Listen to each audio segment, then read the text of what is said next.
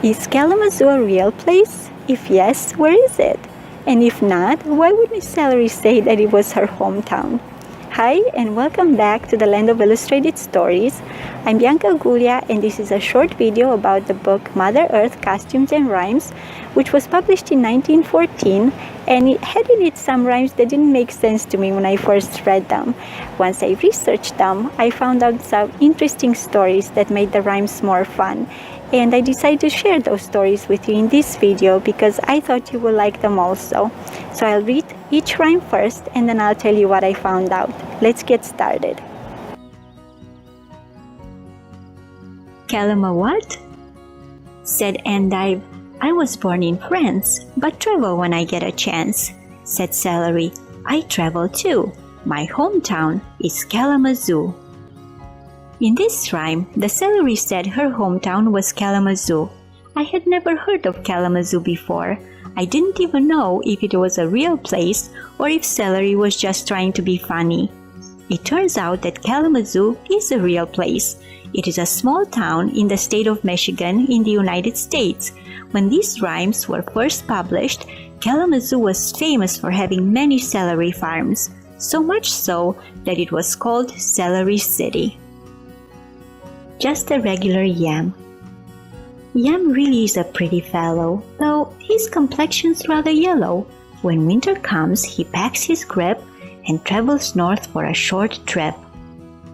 Was it surprising to hear Yam's complexion being called yellow? Aren't yams a beautiful bright orange usually? Well, no. See, in the United States and Canada, we often use the word yam when we talk about sweet potatoes, which are indeed orange most of the time, although they can also be yellow or even purple. Real yams are not common at all in the United States and are often found only in ethnic stores. They have a rough, almost bark-like skin and are indeed a pale yellow. All is swell.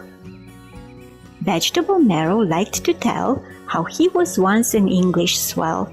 Summer Squash laughed and said, "My word, that's quite the best thing I have heard." Why does Summer Squash think it's funny that Vegetable Marrow calls himself a swell? This rhyme makes sense if you know it's a play on the word swell. Swell was sometimes used to talk about someone who was very fashionable, rich, or an aristocrat. You know, a count, a duke, a king, and so on. Of course, Vegetable Marrow wasn't any of those things. But swell also means a full or gently rounded shape. Since vegetable marrows were common in England, and they do look gently rounded, our costume friend had every right to call himself an English swell. A different kind of apple. Here's a dear fellow named Cashew, provides you nuts and apples too. Oil and wine and other things this busy young Brazilian brings. Why does Cashew bring nuts and apples? Where did he get the apples from? Did he stop at the farmer's market to buy them? No.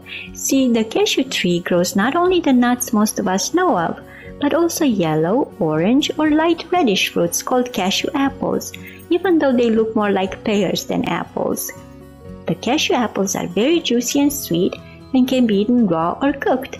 They can also be used to make jellies, juices, wines, and other drinks. The Schooled Cactus. Said Cactus, on the desert wild, I often was a prickly child.